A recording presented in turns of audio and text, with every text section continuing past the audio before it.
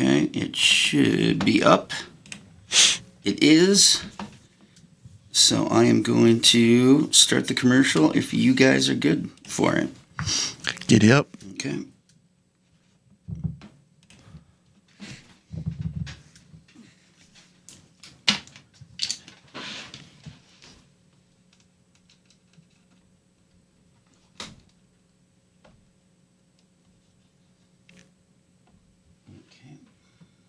Support for Wrong About Everything comes from Minnesota's credit unions. Credit unions are locally based, member-owned financial cooperatives that return earnings to members through higher savings rates, lower loan rates, and reduced fees. Visit mncun.org for more information.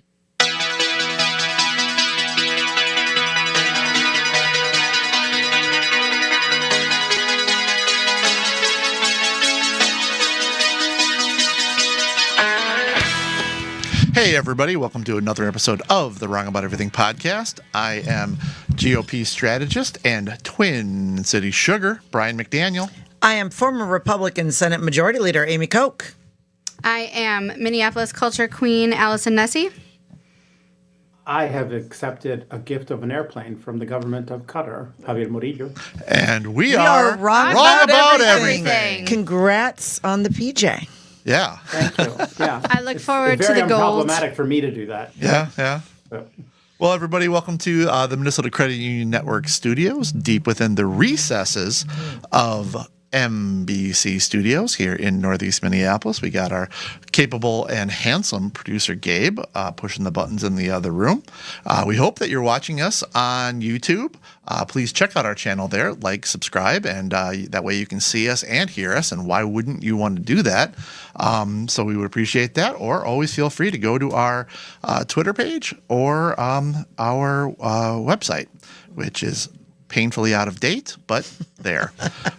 can you stop directing people to it until it's no longer painfully out of date? wrongaboutEverything-podcast.com. I don't know. Somebody might be still using it. We want to, if you need to sue somebody who made your website. Who are you going to call? Who are you going to call? Good friends at Bradshaw and Bryant. Their entire team of attorneys and staff is dedicated to providing the legal advice you need, combined with the service and personal attention you deserve. If you have questions about how they can assist you with a personal injury, wrongful death, email, website, or criminal defense matter, please do not hesitate to contact them. Consultations are free. Contact them at 800-770-7008 or at minnesotapersonalinjury.com. And Bradshaw and Bryant, they got offices in the St. Cloud area. They got offices here in the Twin Cities. I've made a couple of trips up north recently, and lots of signs. So wherever you are, they will be there to help you. And I kind of ran through the beginning part of our show a little quickly because we have something very special. Very special. We promised this, I think, last week or the week before. I made some promises, and I'm so glad we can deliver on this. Our fans tune in for this. Our fans demand it. We are responsive. And the Tranche Master returns. Ryan Smith, everybody, from the Minnesota Credit Union Network. Hey, Ryan, it's been a while. Hey, guys, it's awesome to see you all. It's been far too long. You got a fancy background behind you now. It's pretty cool. Yeah, it's for those that are, of course, obviously, when people are listening to this, they should be listening to it on the YouTube page. And if you're on the YouTube page, you'll see the awesome 100-year anniversary logo of Minnesota Credit Unions somewhere over my right shoulder here. What, Ryan, and I think we talked about this maybe a couple months ago, given that it is the centennial for credit unions, but where was the first credit union in Minnesota? The very first credit union was chartered in 1925, actually April 14th, 1925, with the Minneapolis Postal Workers Credit Union. There were a pool of, I think the number was 6 people, it might have been 7 people that got together $146 and started a credit union. And 100 years later, here we are, going strong. Nice. Very nice. Just in time for tax day. That's right. Which probably didn't exist then because that was later. Well, I think everything was tariffs back then, maybe? Probably. tranches and tariffs. Tranche and- master being a little controversial. And ingots and all kinds of stuff that shouldn't be around anymore.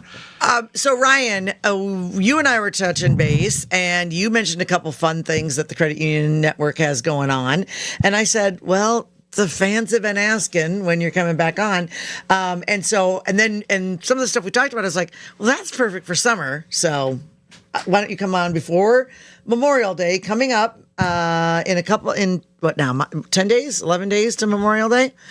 So the unofficial kickoff for summer.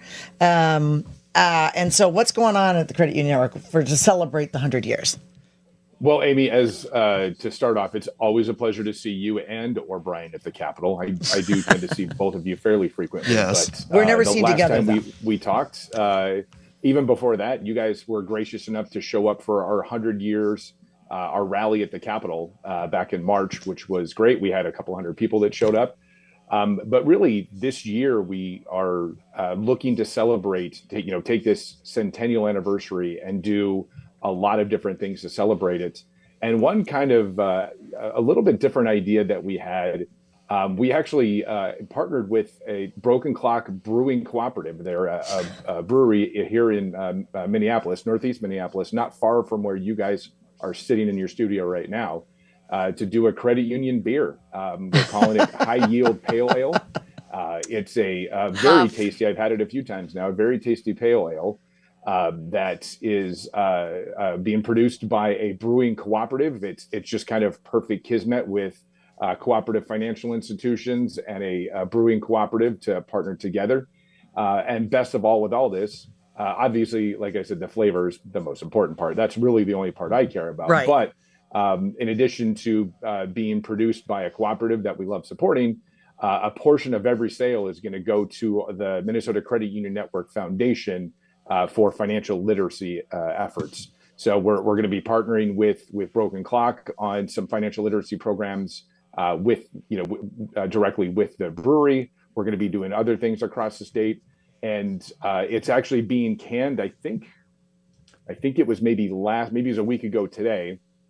And we're doing a launch for it. It'll be available in stores and it's actually at the brewery now, but we're doing a launch party for it a week from tomorrow. Oh. It'll be the 22nd. Oh, Our invitation must have gotten lost in the email. I like will make launch sure parties. to pass that along. It's a very, very short and distinguished list. Okay. But we would love to have some That celebrities. makes sense. We're not So- on there. Local podcast celebrities from the 11th ranked political podcast in Minnesota. So they've been nice enough to name a beer after you. Are you going to have like a hazy IRA now? This is just the start of this partnership with the. In all seriousness, I don't see any reason why this can't be something that we continue doing forward, especially with TM then. again TM. celebrating the cooperatives, celebrating beer, which I'm generally a very big fan of. So yeah, I think we can. We are always taking name suggestions, Brian. All right. Well, we got good ideas for what He's a good namer. I'm good at naming things. he is. I really am. That is something that I excel at. So that's awesome. Yeah, That's fun. And doing good. And the financial literacy part that you brought up, that is so incredibly important. You and I have worked together on other projects in that sphere, and with the world changing as it is, becoming so much more digital. There's so much more access that younger people can have to bad decisions, that giving them the tools to make good decisions before they get themselves into a bad car loan or a bad school loan or something like that is very important. And one of the cool things too is that with so many new Americans, what we're finding is that if you educate the children on these things, they will help educate their parents, and so there's a upstream benefit to it as well. That's a 100%. high yield for the effort. It is. Oh. There you said the thing. You said the thing. I said the beer name. It's excellent product mentioning. Yeah. Amy. Yep. Well done. I'll there. drop it again You know, before we're done here today. excellent. Well, and Brian, you say all that, and we worked proudly with you and some other folks on requiring financial literacy be a part of high school graduation last year or 2 years ago now. Excuse me. But that's also because that financial literacy component is definitely a part of the credit union DNA. I'm not even sure we've ever talked about this before, but there are 6 credit union branches in high schools across the state. Oh, wow. That Really? do a lot of focus on financial literacy within the schools. So it's already a part of who we do, and the fact that we found such an awesome partner and in an effort to raise funds to help push those efforts, further out, and like as you say, Brian, have such a huge impact, not just on the folks that are learning, but also on their families as well. That's very cool. Well, we appreciate your efforts there and creating more beer. This is why we love being sponsored by the Credit Union Network. So thank you. And for folks that are listening, there you go. We'll try to get the Tranche Master back. He's like Girl Scout cookies, though. You don't want to bring him too much because, you want to make sure that he remains so special to everyone. You want to keep yourself in demand, Ryan, is what I'm saying. I've been told many times over the years that I wear out a welcome really quickly. So coming on And infrequently, he's I feel self-aware. like is My. The Tranche Master has it all. We sure appreciate you coming on, and thank you. And thanks, Credit Union Network. And we're going to everybody's going to go out there and get some high yield ale, pale ale, high yield pale Absolutely. ale. Broken Clock Brewing Cooperative. Love it. You can go there to start, but they're definitely going to be around a bunch of places, liquor stores and the like around the metro, and then hopefully expanded beyond that. So stay tuned for more news. But the website, you can go and look, mncun.org/high yield, and we'll have information for you there. Where you Awesome. can find the beer. That's so I great. would tell you that we would put that on our website, but we don't have access to it anymore. Someone Facebook stole our page, someone stole that, Ryan. Yeah, we can't get it back. Tasty cakes. Facebook pirates. Those evil tasty cakers. Tasty cakes. We don't know how to get What it this back. world is coming to. Yeah. Well, Well, anyway, thanks, Ryan. Probably see you tomorrow. Awesome to see you Ryan. guys. Everybody be well, take care, and hopefully see you soon. all right. Yep. All right. Bye. Thank you. Bye. Bye-bye. I always enjoy our time with Ryan. I first met Ryan. Ryan, he's part of the Credit Union Network, and they sponsor the show. But we have all known him for much longer than that. I met him in Javier's living room at either your You did? at your birthday or your Christmas party or something like that. That was a long time ago. But that is 100% where I met him. How long has the Credit Union Network been sponsoring the podcast? Oh, I'd have to look. I mean, Good long time. Since, yeah, They know how to make a Since good we- investment. since right. Yeah, I no, feel it's like been a ever long- it's since been a long I've been time. on regularly, and that was Well, 2015. and Ryan's not on to say this, but he has said to us numerous times that when he is making his rounds around the Capitol, that people do mention, elected officials do mention to him that they realize that he works for the credit unions, and the credit unions sponsor this podcast, and they listen to this podcast. That's awesome. And you know who needs a You beer hear right that, now? potential sponsors? Allison Nessie? No, our elected officials. Oh, no. Yeah, they really could use a beer. Yeah. Some of them. Something. I think they have plenty. Well, they got time because Yeah. they're not hearing a lot of stuff right now. So we are 5 days away from the constitutional end of the Minnesota legislative session, and we're not even close to being done. Yeah, so this is an unusual, it's not that things are in negotiations and they haven't come to a global deal, because that is all true, right? There are some conference committees that have been formed up and are meeting, and there are definitely some discussions. We're here. We keep every day. You kind of hear, oh, it's probably going to be tonight or it's going to be tomorrow. So, I mean, there's only 5 days left. So at some point, we were saying somebody's going to be right, right? Yeah, Just someone's take- gonna be right Take a eventually. day, and they'll come up with a global agreement. When you say it's going to be tonight, what's going to be tonight? So What are people global saying? agreement. So here's the problem. The Senate came up with their own budget targets for all the different budget areas, health and human services, higher ed. They said, okay, we're going to spend this much. The House came up with different targets. This is how it often is. I mean, except for in a trifecta situation or where the House and the Senate are in the same party. But then they have to get together. Hold on. Since for people who are not at the Capitol, including me, can ask. So when you say when the Senate had their targets, that's the Senate. They're the Senate DFL's targets. Correct. Correct. Right. And then the House. And the House targets came out of the joint Correct. Correct. chairships. Yep, correct. Yeah, yes, you were in such a weird, sort of three-legged situation with the Republicans and the Democrats having the exact same power in the House. But they did come out with House targets that they had agreed on together, Republican and Democrat. And then the Senate did. And so they are not the same. And so they have to sit down with the governor, because also the governor came out with his budget and his targets are not the same. Not the same. And so the leadership in both the Senate and the House, Republicans and Democrats and the governor, have been in negotiation to come to like, okay, what are we going to spend in each of these areas? So when I say budget targets, that's a great question. That's what it means. Yeah. And we don't have those yet. And do you know roughly like what the big differences are between Yeah. each, like what are the negotiation So points? strangely, I feel like this year, and you guys tell me if I'm wrong, I don't feel like money is the big issue this year. I think that there are differences that they can work out. It seems to me much more about policy stuff, things that were passed in 2023 that are driving the budget, and then the impacts of that on the tails, because they have some money on the bottom line this biennium. For this, sorry.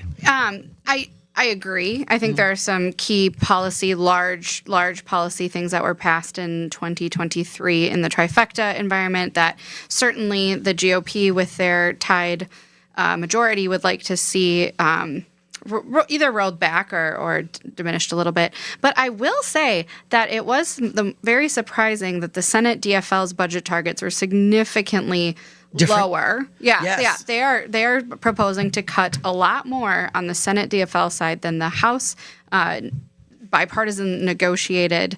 And there's a lot of Republicans who are saying no to some of the cuts that the DFL and the Senate DFL and the governor's office have proposed. And so that is interesting. It does stem from kind of some like critical policy disagreements, but I am not seeing the House GOP come out slashing programs. No, for like transportation. So I work in the transportation area. There are cuts in the Senate bill, but the House bill holds it harmless. So there are, and it goes both ways. You know, a little because the House Ag had a bigger budget than, and they'll have to. I mean, they'll have to agree eventually. And that's what's happening right now with leadership and the governor. But getting that global target does not then indicate It's done. What is going to comprise that, because there are different ways to spend that money, even if they agree on what the money is. And the two main issues that you hear about that are the issues in the education finance realm, which that bill has not been passed off the floor yet. Well, and just back up a little. That is something odd too. Usually by this time, all the bills have been passed through their respective bodies, right? You have the House version, you have the Senate version, and then you get together in a conference committee to work out the differences. And yes, those conference committees have to wait for the global target. But for example, in 2019, the global target came the last night of session. Yeah. But usually these conference committees are meeting and working things out because those bills have passed. The bills have not even passed. Not all the bills have even passed off the respective Senate and House floors yet. We're still waiting. We haven't even seen in committee. We never saw in an education committee in the House an actual bill. So we're very, very far behind, which should not be a surprise. I mean, there was a late start. There's the 67-67 split. There has been only maybe 2 weeks now where the entire legislature has actually been seated. It is it's been a rough session. and the two main issues that you hear about are continuing unemployment benefits for hourly workers in the education sphere, and then in the health and human services area, it's health care for undocumented people. And that is more complicated, obviously, than just should we do it or should we don't do it, because the enrollment of people seeking benefits has tripled what the original estimates were. So even if they were to stand pat on the policy, the how you pay for the amount of people who have taken part in the program has skyrocketed. So there's a lot that they're dealing with that isn't just red versus blue. A lot of it's dealing with green, because we do have a $6 billion deficit coming in the out years, and something needs to be cut. And so when someone says, not this, I say, okay, then what? And that's because something's going to have to get cut. And it's just unclear right now what the two sides or three sides are willing to agree upon. And so for the last couple of weeks, we've been sort of seeing this coming because the lack of bills coming out. Yeah. But there was still sort of this idea that, well, maybe we can get something done. Maybe we can get something done. It was kind of finally yesterday where I feel like even the leadership was like, yeah, okay, we're not going to get today, done. finally, Like, we're not gonna leadership get done. said, yeah, it's very, very likely that we will have a special session. Yesterday, there was still hope. In the public comments that leaders were Yeah. making. I lost hope a week ago. Yeah, about a week ago, we're like, I don't see how you can't get the planes lined up and get them I- bills Right, written. you have to write the bills. Yeah, Right. I just never saw how it was going to happen, even before all Right. of the the comical level of hurdles that have popped up this year with arrests and people not coming around for a month and all. Even without all that, at some point in time, we were going to be right where we are now, where Republicans and Democrats in the House had to agree on something, where Democrats in the Senate had to agree on something, and then they all had to agree with something with with the Blue Dogs in the Senate and the governor. And I just never saw how that was going to come together. And we are kind of right there having that problem. Yeah. So, Amy, Yeah. how was the big Lincoln Reagan dinner this week? Well, I was not able to attend because of deadlines and end of session stuff. But boy, did it get You and the congressional kind of delegation. It got a right. It got a little family fight spilled into the public eye because and I'm trying to figure out. This is always kind of a fun game too. I always try to figure out who fed the story because, like, when you see stories on the news, very often now, most times reporters are not like tracking that down. Someone is sort of feeding a story, and this one I can't figure out who would benefit from the So story. what we're referencing is this week was supposed to be. I mean, it happened, but it was poorly attended. The big Republican fundraiser, Yep. and because of the new Republican Party regime. that was just elected in December. December. Plekish as chair and Jennifer DeJarnett As executive director. as executive director. They are trying to have their cake and eat it too by trying to entice donors to donate to the party while they are criticizing our Republican congressional delegation, while also trying to court the Action for Liberty crowd, whose sole purpose in life is to crap on Republicans. All Republicans, by All the way, Republicans. including the current leadership. Including the current leadership. They are not your friends. I will not direct you to other podcasts, but I listened to one today that was freaking hilarious. Between how the Action for Liberty guys were talking about the sorrowful calls that they were getting from the Republican GOP state party, asking them Sourful or Sorrowful. SORRO full. Somebody was crying. Someone was crying and trying to get the Action for Liberty people who don't like Republicans to come to pay to donate and come to the Republican fundraiser. I mean, to be fair, the Action for Liberty people don't seem to like anyone. No, they don't like their whole anyone. purpose is to They're just just be antagonists. contrarian. As long as you guys Yeah. are focused on this and not winning. Well, okay, I'm so this cool is the with it. problem. So the congressional delegation was not showing up. Someone's leaked a story that they were not coming because of this close alliance or this perceived playing footsie with Action for Liberty. Now, when they actually interviewed or when they got comments from some of the congressional offices, they had other stuff going on. I mean, there's a big reconciliation going on in D.C. and a lot of stuff. So there I get back to, so who said that the congressional delegation wasn't coming because of this? I don't know, but there must be something to it. It was in the Star Tribune, and it seemed to be backed up we by can't- members of the GOP, the MNGOP. Yeah, And you can't like the congressional delegation when they were called and asked for comment. They appropriately tried to tamp down the story course. because it's not in their best interest. Yeah. of course. But we should take that denial with a grain of salt. Yes. Given that they're unlikely to say, "Yeah, we're super pissed," Yeah. or "Yeah, those people are crazy." But, Right. Whatever's going through their actual head. But explain to me a little, like, what do you mean by the party leadership trying to play nice. Well, with because the Action for Liberty, What is that actually? Yes, What is happening? Yes. So for the Action for Liberty crowd, which from the outside, it would look like a far right subset of the Republican Party, when really they are so far to the right that they're really not even part of the party. But I would even say they're not even far to the right.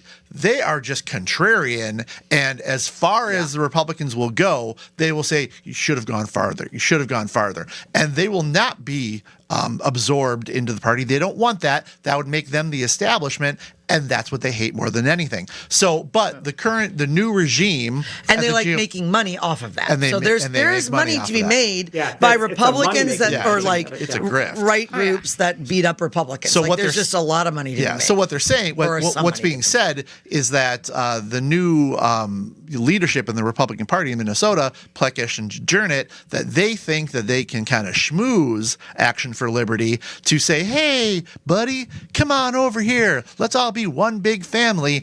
And that's a fool's errand, because their whole reason for existing is to not be part of the Republican Party, and they will not be part of the party, part of the Republican Party. And you look like fools courting them. Friend of the program, Walter Hudson, is one of their main targets. And Mike Franklin once said that he's glad that he lived long enough to see Walter Hudson be labeled a rhino. So, good And luck. anybody who That knows. is wild. That is wild. Thank you. That But is no, that wild. is one of the main focus of their ire is Oh, I know. is Walter Hudson, because I Yeah. guess he's a squishy rhino. But like, Yeah. how can they be Republicans? I always joke like Republican in name only, because it's like, that is not you. You keep losing. Right. Like every time an Action for Liberty aligned person runs outside of a House district, or a Senate district, they tend to lose. Right. Right. So. Well, the goal isn't to win. They don't If wanna you- win. If That's you clear, win, which I love. I love the strategy. If you win, you have to govern, and that is not what they are here to do. But you can make money off losers. But Right. the head of Action for Liberty, who did go to college with a friend of ours at the Capitol, so he has some opinions. He was on a podcast talking about how Jennifer DeJournette called him crying, asking for money, and so that's where all the drama. Asking ensued. them to donate, right? Yeah. Asking Action for Yeah. Liberty to. Allegedly. Allegedly, this is a public statement What that he he's made saying. on a podcast. Yes. So, Right. and my friend who did go to college with him did say, that could easily be a lie. So like, We've known of these. But people. also, I think what it shows is that he's not being friendly with the party either. Like if you he has think no, he has they're no not intention, new. that's not their thing. These guys have been around for a really long time, and they've been doing this a really long time, and we should just stop talking about them because they Yep. suck. So I'd rather frankly talk about them right now than Trump, because it's at least slightly. Well, different. we're not talking about Trump yet. We're talking about an American Pope. holy cow, I would not have bet on that. Chicago, And what baseball team is he a fan of? the Cubs, The- probably. the White No, Sox. No. he's No, a not White the Sox Cubs. fan. baby. Because you cannot Even trust. God doesn't like the Cubs. You can't. They know well, the White Sox they need know prayer, that. That's all. prayers. But the this is why you can't trust the mainstream media, because it was reported in very reputable sources that Pope Leo, whose real name is John Bob? no, Robert Robert. Prevost. Robert, yeah, 'cause it goes by Bob. That's not his real name. That is his. They are both his real names now. Okay.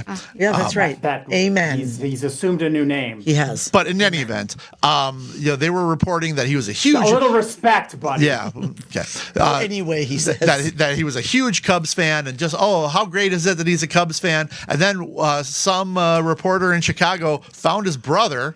Evidently, you can do that. Walked right up to him and asked him a question, because evidently you can do that. And he goes, "No, he's a huge White Sox fan." They're from like a Also, the Pope's brothers So are am I. amazing. I was Southside as I well. know you've always been a. But anyway, The but yeah. Pope's brothers also are super funny. One is Yeah. very shy and quiet, and like he called him with him on speaker with a reporter there. And the Pope said something about like, why didn't you answer me, or why didn't you answer my call? And the guy goes, he says, I should tell you, there's a reporter here and you're on speaker. And it was adorable. It was so relatable. I love Pope Bob so much. Pope was like, you could tell he was like a little annoyed with his brother and having a moment. His brother was like, and something that is very cool. You're on speaker. He is very provably a White Sox fan, which does hurt me a little bit. Yes. But I'm not Catholic, so whatever.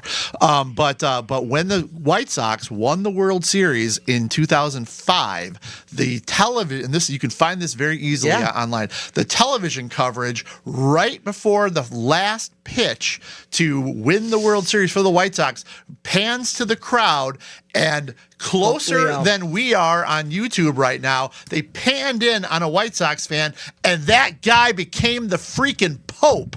What are the odds of that? Such a good movie. It will be a good movie, but we know he probably. Have you guys seen the other thing that went viral was this like short TikTok of this woman who's on FaceTime with her mom and family. And when they realized that her mom's situationship when she was 19 was the Pope.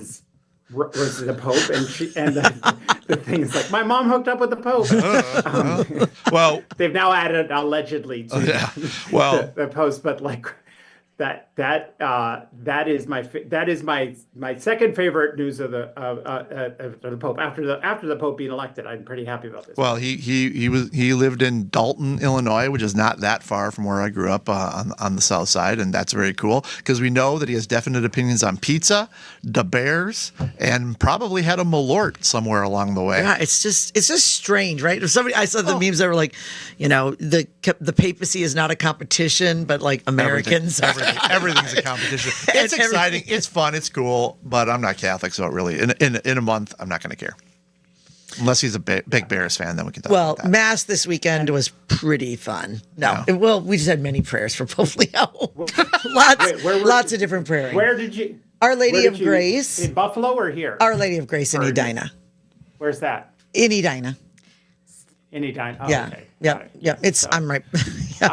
No. Well, it's going to be interesting because the U.S. Catholic Church hierarchy is on the more conservative, is dominated by the more conservative wing of the party, and I mean of the church, and then and as we talked about, Pope Francis was Pope long enough that he was able to appoint 2/3 of the cardinals who elected the Pope, and so Pope Leo kind of comes more out of the Francis tradition of like not leaning toward the fancy aspects of the papacy, and leaning heavily on like especially economic justice, social justice, the teachings of social justice Catholicism.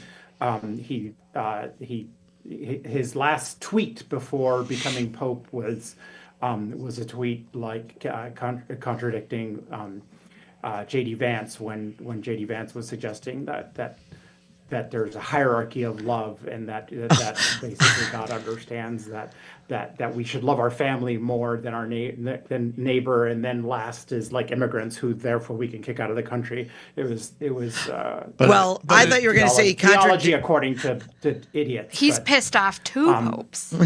Well, he didn't really piss off Francis. I mean, he just died. Yeah.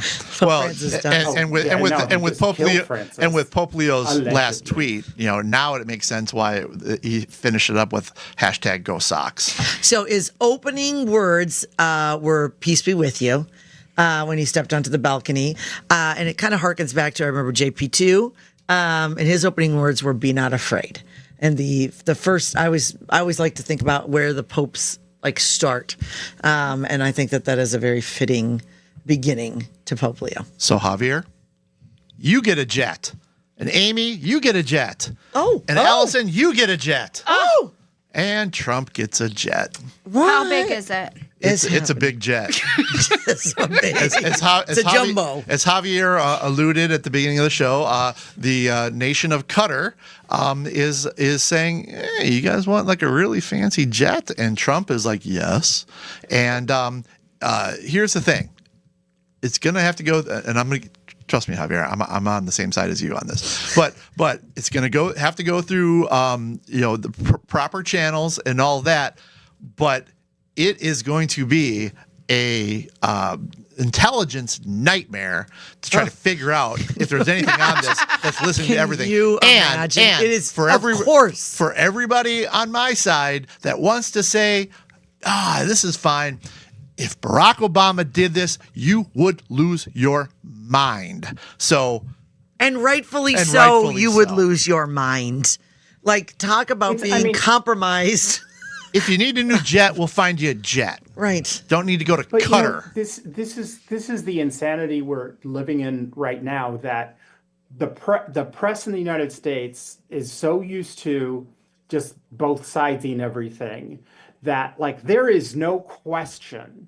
It is just a fact that this would be an illegal transaction, like from the emoluments clause of the Constitution to just like plain common sense, right? Like that, just the idea that a foreign power that we should remember houses Hamas.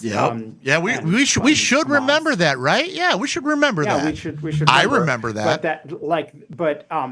The idea that like to give the gift that would become Air Force One, and then, but then also it will follow Trump after it'll then be donated to the Trump Library. This is basically just a luxury jet for Donald Trump. That's all it is. But like, and as you were saying, But are they going to? They would have to tear it apart to know if it's secure, right? Like, Of course, it's going to cost another. And they would still never know. And you would never know. Air Force One is pieced together, right, piece by piece with the highest security, which is why it's taking so long to make new ones. By the way, we're trying to make one since 2015, which is why this even comes up. And you read article this and article that, and Trump is saying, "Well, I'm not going to use it after my presidency," and whatever. That's not that is a point, but that's not the point. The president of the United States should not be flying on a jet provided by a questionable country or at any. best, or any. No gifts. But that magnitude. we make planes here. We make planes here. You need a plane? We'll find you a plane. Well, We'll make you a I plane. after the last couple of years. well, like I think about, and I just don't Okay. understand where people Kidding. are coming from, because if you think about it, like talk to the normal average American or Minnesotan, and particularly Republicans. I'm going to talk to you because you need to be speaking up in this moment, as well as Democrats should if this were a Democrat president. But if you knew, people think like politicians get wined and dined and given gifts and receive things, and it drives people like like if you talk about that, people would just be absolutely not, not a dinner, not a gold watch, and to have a president. I mean, Menendez received gold bars. Remember Gold that? bars. And it There's was probably like under dozens of gold investigation. bars in this plane. Well, who knows? And let's think of it this way. I mean, think of it this way too. Who are our biggest allies traditionally? Like London, England and whatnot. We have espionage stuff against them and them against us and us against them all the time. That's with our friends. That is just part of the intelligence community, and you can't deny that.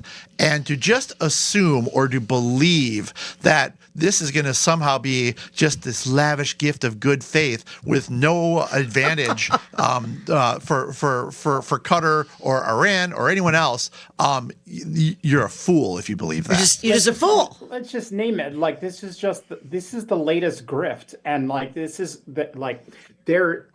this president has literally set up. There's an open way that you can bribe him, and that is through these cryptocurrency,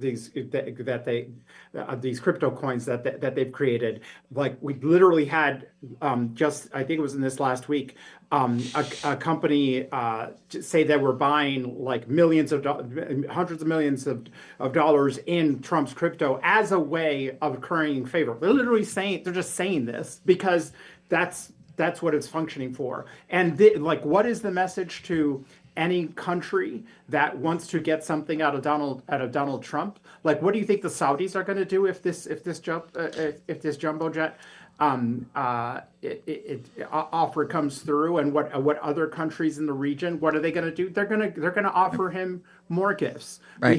This is a kleptocracy it is absolutely astounding to me, and the fact that that this is being reported as like some critics say, and that but Trump but then defends. others say The hype- this the- is corruption. Period. I will say the critics are interesting. It's Ben Shapiro and Laura Loomer have come out to say like Yes. this is wrong. Wrong. And I And never dangerous. thought I It's would wrong be and agreeing dangerous. with him. It is. And I believe his quote was, I mean, I could be a stupid person and say, no, we don't want a free, very expensive airplane. Magic beans, man. Magic beans. But Javier brought up Saudi Arabia. Saudi Arabia came up with, I think, even a better thing, where they came already up did. with a mobile McDonald's that they would drive around. I don't know Following. the greater Riyadh area, making sure that the Big Cheese can have a Big Mac. And Well, they came up with a much more cost-effective way to bribe. Yeah. Like, Yeah. they're like, you Are hear what oil the Qataris prices got down them? that much, Saudis? That's all Yeah. you can do is a mobile McDonald's. the But man- you know what? Or His the heart. opposite. They know his or heart. they're laughing at the Qataris. Yeah. Is it Qataris or Qataris? I heard Qatar. I don't know. I don't Qatari. know. Qatari, I think. But anyway, the Qataris people, from Qatar. They're laughing at the leaders of Qatar and saying like, you guys spent $400 million. He left here so happy, and all we had to do was serve him disgusting food. Yeah. They're Some they're not a quarter sponsor. pounders with cheese. Yeah, a Royale with cheese. Some Diet Coke. All right, well, we need to get moving, but another thing that is on the one hand, it is understandable as a standalone issue, but in the greater discussions that we are having on immigration and whatnot is puzzling and troubling is what's happening right now with, I think it's 59 South African refugees who are coming to America because of racial tensions between their Afrikaners, which are the former white ruling. Colonizers. Well, so are you. So they are as much as you are. But anyway, Much more. Well, beyond being colonizers, they were in the middle of the 20th century, so not in the 19th century. In our lifetime, yes. They established apartheid, and which was how the country was ruled, extreme segregation, until Nelson Mandela was finally released from prison and he became the first president of South Africa. yeah. So sorry, But Javier, like, you go. and let me just say on that front, like, because like, just people should just read up on the issue, because everything that has been said about the reasons they have to leave South Africa and the reasons why the U.S. should make a special deal with them, everything they're saying about what's happening in South Africa is false. They're not facing violence. They are not like, they own most of the country, most land. Like yes, apartheid was ended, but wealth and inequality in South Africa is still very, very dramatic. And no one has threatened their lands. The only thing that happened was that a law that was clarifying that the government has a right to expropriate lands if not being used and under certain circumstances. The same right that, for example, that our governments claim with eminent domain. That's all they did. No. We're not talking to people. No, their land wasn't expropriated, anything like that. But the question I would, can someone explain how, like, given that, like, we literally just removed temporary protected status from Afghan people who literally helped the U.S. In its war against the Taliban, translators and such. We just ended TPS for folks like them. They halted all refugee resettlement from everywhere else in the world, but this is okay. Explain it without, like, help me understand how this is, not racist. It's just making the racism text instead of subtext. Well, I mean, I certainly, I don't know, I shouldn't jump forward on this, but I certainly don't know enough about all the different options that are out there for people who need refugee status. But what I will say is, if we have policies, they need to be applied uniformly and certainly cannot be applied racially. Now, I'm sure that Trump and other people would say that they are not, but the appearance of it certainly is questionable here. I don't like it, and I don't like it on the heels of all of the other immigration policies that are being reversed the other way. But then here, this like, okay, well, now this is fine. It doesn't appear to be fine. It appears to be fine on its face. It is not fine in the context of all of the other all of the other immigration rollbacks that we're doing. It's not even fine on its face. That like the refugee status is for refugees. We have strict enough policies in normal times about who can apply for residency and whether that gets that for refugee status, and people are denied all the time.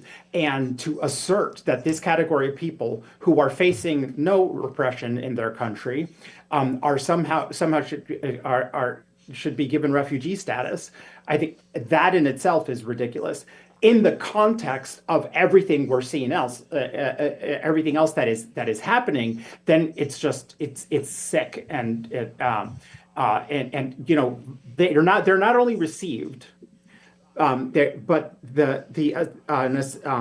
an official of the U.S. Department, the Deputy Secretary of State, Christopher Landau, welcomed them at the airport, and among the things he said is that they quote could be assimilated easily into our country.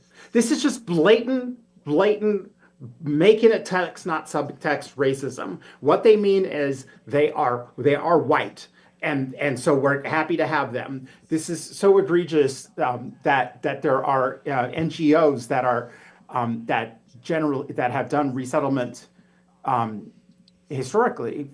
Are refusing to participate in the program anymore because this is so grossly racist and frankly unfair to the thousands of people who have been in line waiting to get refugee status approved, and these folks got jumped in line because they're white. And they can assume. Well, and their connection, the Afrikaner people, their connection is not to the United States of America. They are of Dutch origins, and we don't have. If these guys are it's certainly something negotiated by Musk. By the way, I was just going to say, like, he is a South African, so certainly these are like friends of Musk. Right, like it's because I think most people are going, who, what now, and then just know that's the connection. That's how it's happening. Boer Wars. Brian, you're right. If anyone should take them, it's the Netherlands. Yeah. All right. Well, let's move on. Let's move on. Amsterdam won't be taking those. Hey, everyone, not everyone, but people are saying we don't need to be the policeman of the world. Well, this doesn't have to be our problem, and we're making it our problem. Someone else can do this. Let's move on to plugs. Javier. I am hosting the Moth again at the end of the month in 2 Wednesdays of the 28th at the Parkway Theater. The theme is drama. The tickets go on sale today, actually, and so get your tickets. Theme drama. So, and that's it for me. Nice. Allison? Nope, just a normal person. Normal person. Amy? Well, you can catch Brian and I every Tuesday on the BS podcast. Also on Friday, I will be on Vanita Sokar, Capital Clash. I don't know. Will this be the last Capital Clash? We don't know. Absolutely not. I mean, they just haven't let us know. It was originally for a regular session. They haven't told us that we're doing special session. We probably should. So, hopefully be on next week, Capital Clash on Friday. And I think that's it for right now. All right. Well, something that first of all, I want to say happy birthday to our good friend of the show, Jay Bell, Justin Bell. His birthday was this week, and amongst many other people. But Jay Bell, who wrote the theme song that brings us in, and has been a guest host on here. So happy birthday, Jay Bell. But another band that I like almost as much as Jay Bell and this seems wrong. And the Lazy Susan band is the band Silent Partner. And I was telling Amy about some great times at the Blue Goose in Garrison that me and some mutual friends were able to watch Silent Partner live and made plans to follow them all around the greater Brainerd area.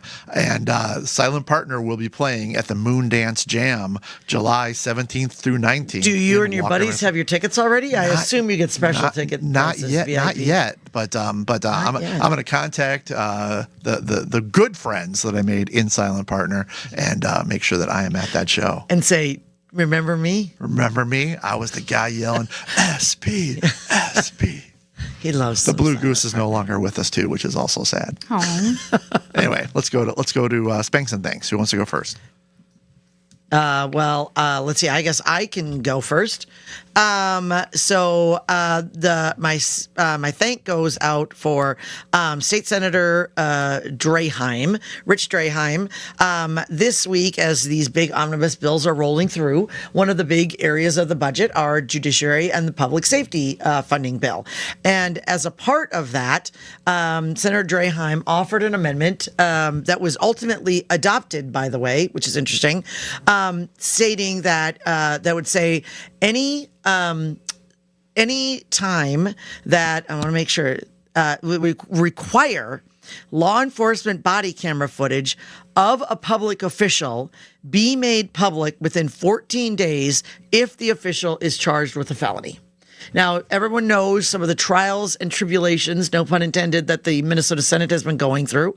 A couple months ago, Senator Justin Eichhorn was charged with underage propositioning a underage for sex trafficking purposes. And of course, in the last year, we've been following very closely here the felony burglary charges, now 2 felony burglary charges against Senator Nicole Mitchell, who has still not stepped down, by the way. Senator Eichhorn has stepped down, but Senator Mitchell continues to serve in the Minnesota Senate, and we've never, ever seen the body cam.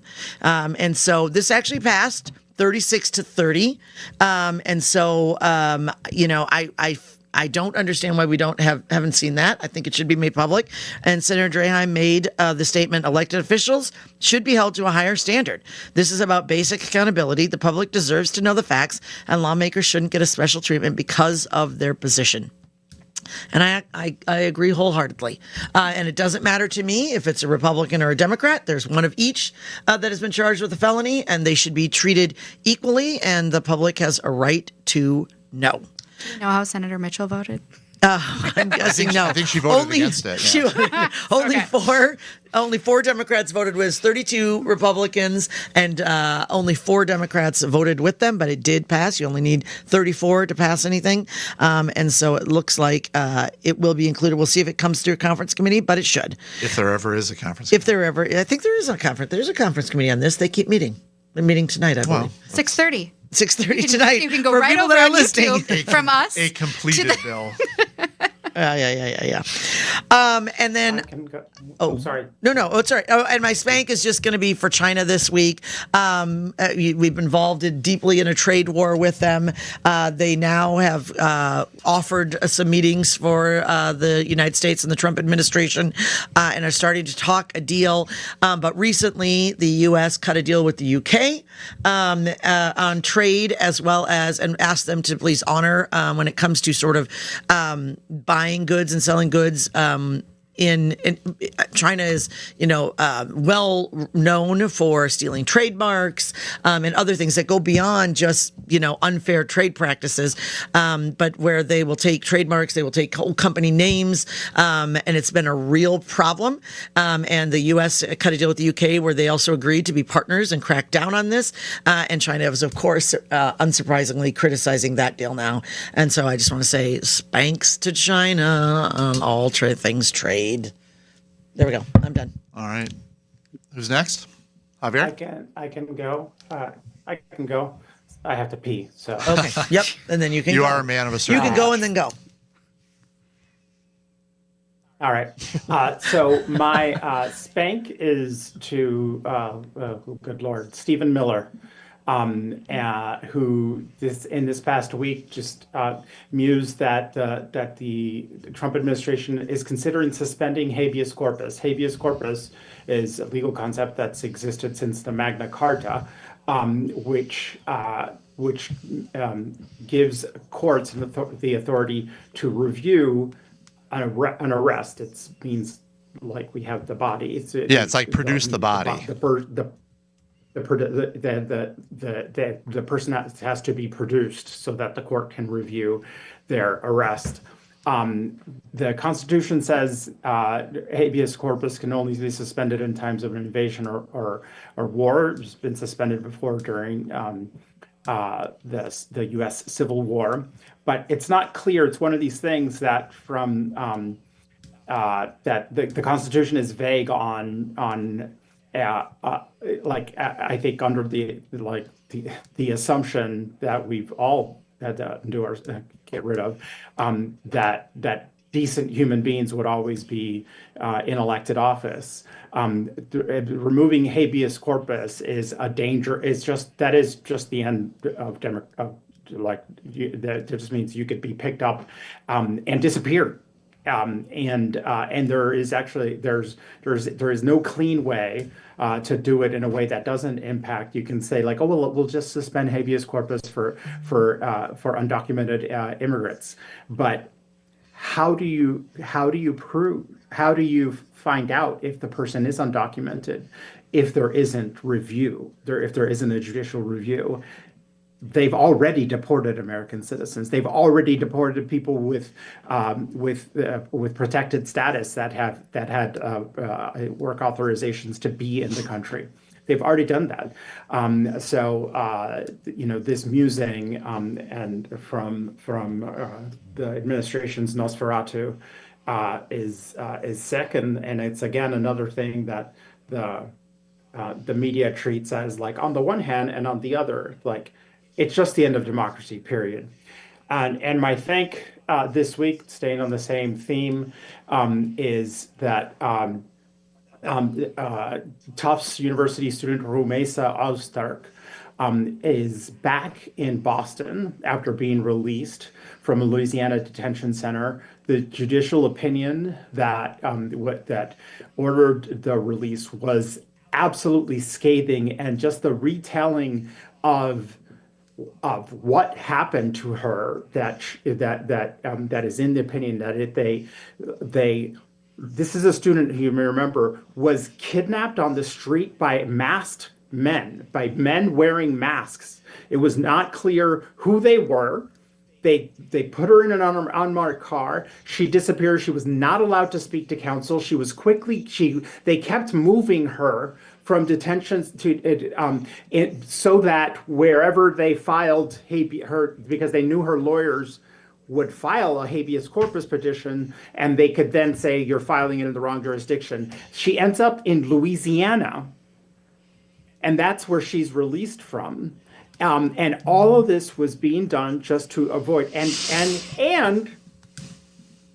let's just remember that the only thing that Rumeysa Ozturk is accused of doing is co-authoring an op-ed that supported the rights of Palestinians to live. That's what she did. All the free speech absolutists on the right, explain that one to me. But I am thrilled that the courts worked on this, and my thank is to Rumeysa Ozturk, who, good Lord, I can't even imagine what you've been through. All right, Allison. All right. I usually try to keep it semi-positive, but I have a double spank this week.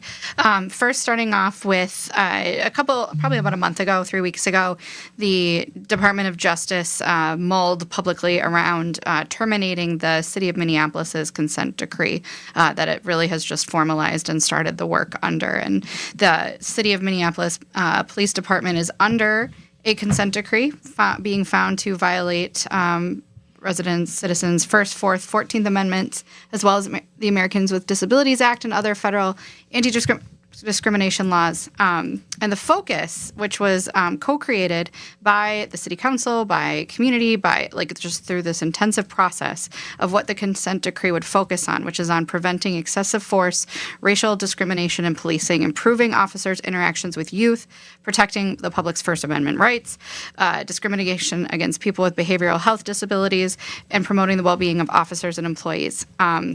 An independent monitor has already been appointed to oversee the implementation of this process. It involves the courts, and it is also something that the city has been a partner in, and has said, we do not want the Department of Justice to take this away. This is a much needed mechanism for long-standing systemic issues that run through the Minneapolis Police Department, and so spank to the Department of Justice for toying with removing at least the federal mechanism for this and the legal component on the implementation side. My second spank is to, again, from the last time I was here, is to Catherine Elizabeth Hudson, also known as Katy Perry to the general public. She was in... What'd she do now? Oh, my God. Did she go to space again? No, it'd probably be better for these folks. She had a concert in Minneapolis, I believe, last night at the Target Center. And honestly, this is really the Target Center's fault. But to keep the line of reasoning, there was malfunctions with the door, so people had to wait in line for 2 hours through the skyways on the street. One 8-month pregnant mother with her 6-year-old daughter was waiting, and I did the math quick here. That is 11 times longer than she was in space. And so again, That's an important factoid. Yeah. it is. News we can use. Yeah. So probably not her fault, but didn't happen for the other tens of dozens of concerts that have been in the Target Center this year. So I am coming in hard on Katy Perry because her new music is terrible. It is terrible. Terrible. Even worse than her old music. That is one of my favorite spanks of all time because it's clearly not her fault. Oh, yeah, totally. By the way, say totally not her fault. Where on the doll did Katy Perry hurt you? my ears, Javier. She hurts my ears. Her next album is going to be named Scapegoat.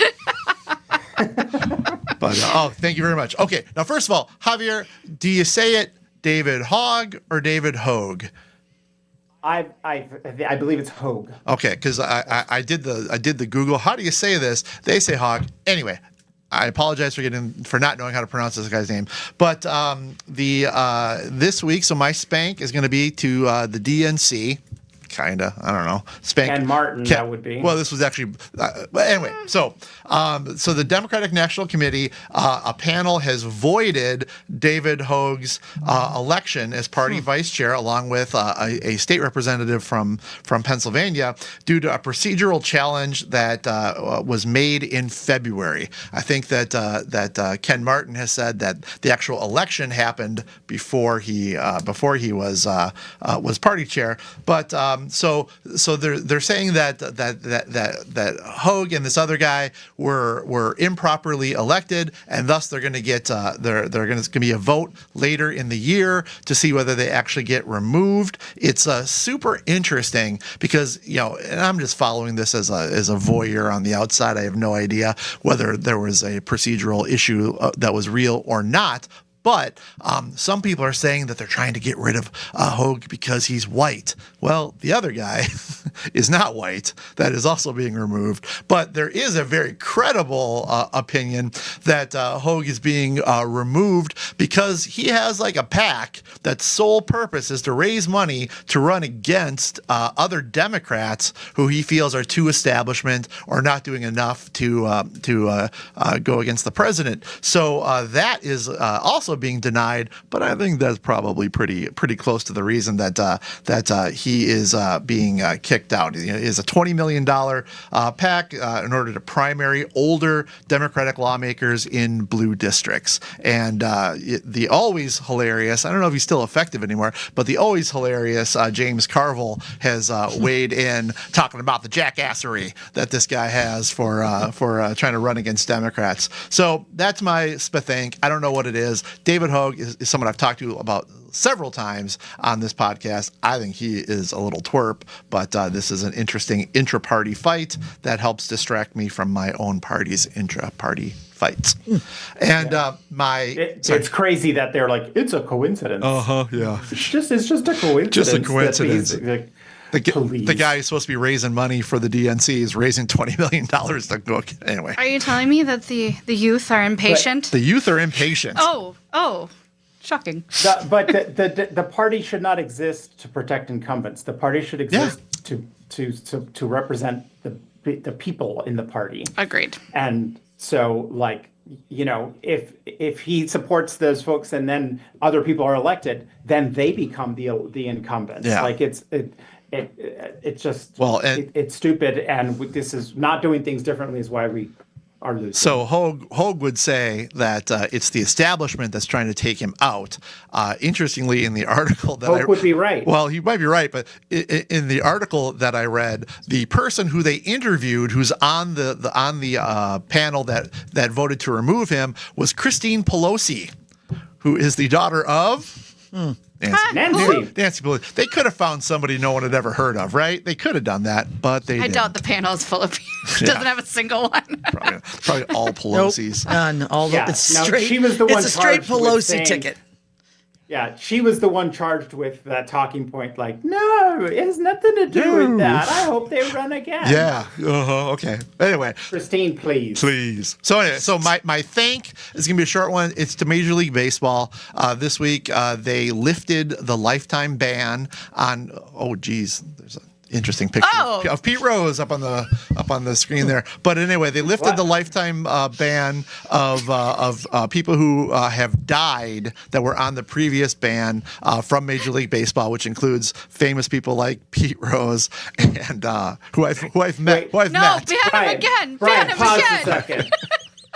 Because some people are watching us on YouTube, Yeah. and I'm seeing this, so we have to describe this because this is so disturbing. What is that? It's Pete Rose with 2 baseball bats. How weird is that?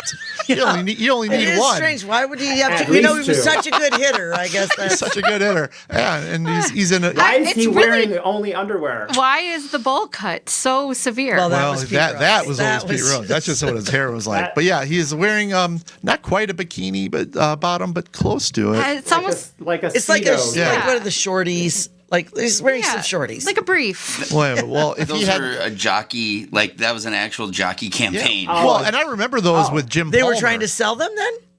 So, Yeah.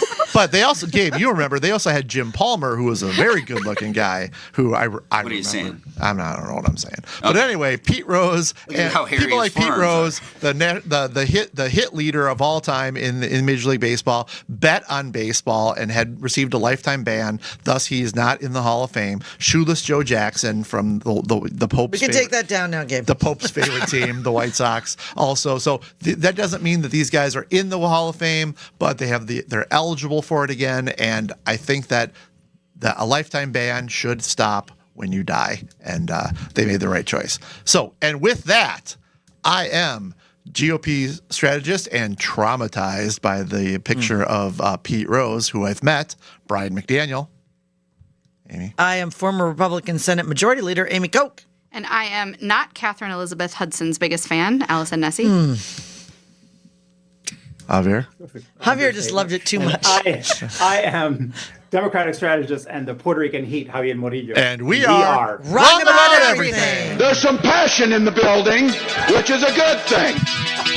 Oh, that was our governor. Oh.